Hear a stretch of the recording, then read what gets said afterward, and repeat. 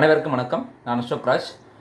So இது வரைக்கும் வந்து பார்த்தீங்கன்னா யூவி பற்றி நம்ம நிறைய வீடியோ நம்ம போட்டிருப்போம். என்ன அப்படின்னா யூவி வந்து எந்த இடத்துல யூவி லேம்ப்ஸ் வந்து எந்த இடத்துல இன்ஸ்டால் பண்ணணும், ஏஹெச்யூவில் இன்ஸ்டால் பண்ணணுமா இல்லை டக்டில் இன்ஸ்டால் பண்ணணுமா, ஸோ எங்கே இன்ஸ்டால் பண்ணால் என்ன உங்களுக்கு ரொம்ப எஃபெக்டிவாக இருக்கும், ஸோ அதை பற்றி நம்ம டிஸ்கஸ் பண்ணியிருப்போம். அப்புறம் வந்து பார்த்திங்க அப்படின்னா யூவி உடைய யூவியால் வந்து என்னென்ன பேத்தஜன்ஸ்லாம் வந்து கில் ஆகும் அப்படின்ற லிஸ்ட்டு வந்து நம்ம வந்து ஆல்ரெடி டிஸ்கஸ் பண்ணியிருப்போம்.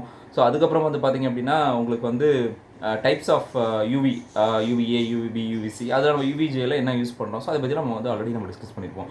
ஸோ இதெல்லாம் வந்து நீங்கள் பார்க்காம இருந்தீங்கன்னா தயவுசெய்து போய் பாருங்கள். இதெல்லாம் வந்து பேசிக் திங்ஸ், ஸோ உங்களுக்கு வந்து யூஸ் ஆகும். சரிங்களா? ஸோ இப்போ நான் எதை பற்றி நான் டிஸ்கஸ் பண்ண போகிறேன் அப்படின்னா யூவி லேம்ப் இருக்குது தெரியுங்களா, அந்த யூவி லேம்ப் வந்து பார்த்திங்க அப்படின்னா அந்த பேக்டீரியா கில் பண்ணுறதுக்கு என்ன அதுக்கு வந்து வேணும் அப்படின்னா 2 விஷயம் வேணும். அதாவது யூவி டோசேஜ் வந்து 2 ஃபேக்டரை வந்து டிபெண்ட் பண்ணியிருக்கு.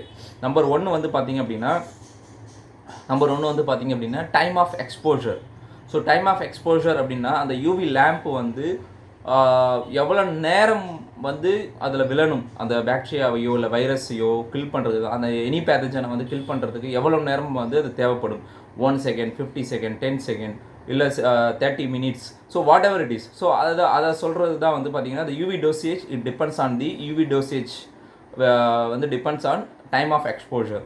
ஓகே, டைம் ஆஃப் எக்ஸ்போஜர் வந்து எவ்வளோ நேரம் படுது in second. Time of exposure T in second. Time of exposure T நம்ம டினோட் பண்ணிக்கலாம் இன் செகண்ட். ஸோ ரெண்டாவது வந்து பார்த்தீங்கன்னா intensity of the UV lamp. Intensity of the UV lamp வந்து பார்த்திங்க அப்படின்னா micro watt per centimetre square. So அதை வந்து டினோட் பண்ணுவாங்க micro watt per centimetre square. So இந்த 2 பொறுத்து மட்டும்தான் அந்த யூவி டோசேஜ் வந்து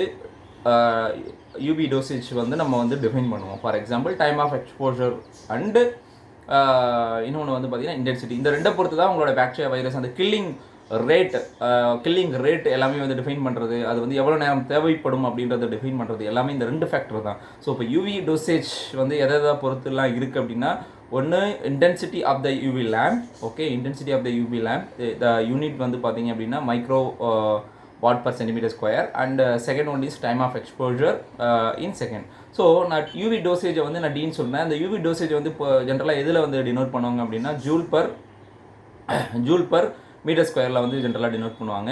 ஸோ அப்போ dosage D, UV dosage D நான் டினோட் பண்ணிக்கிறேன். So UV dosage is directly proportional to what, intensity I நான் சொல்லிக்கிறேன், அண்ட் டைம் ஆஃப் எக்ஸ்போஜரை டின்னு சொல்லிக்கிறேன். ஸோ அப்போ D is directly proportional to I and T. Okay, so D is directly proportional to IT. So அதாவது UV dosage is directly proportional to intensity as well as the time exposure. Okay,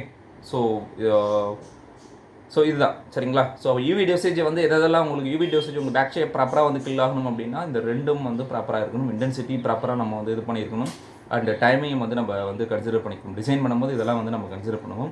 so second thing வந்து பார்த்திங்க அப்படின்னா உங்களுடைய அந்த intensity வந்து இருக்குது தெரியுங்களா, அந்த இன்டென்சிட்டி வந்து இன்னும் அது வந்து ஒரு 3 ஃபேக்டரை வந்து டிபெண்ட் பண்ணியிருக்கும். அதாவது யூவி லேம்போட இன்டென்சிட்டி ஒரு 3 ஃபேக்டரை டிபெண்ட் பண்ணியிருக்கும். நம்பர் 1 வந்து பார்த்திங்க அப்படின்னா டிஸ்டன்ஸ் ஃப்ரம் தி சோர்ஸ்.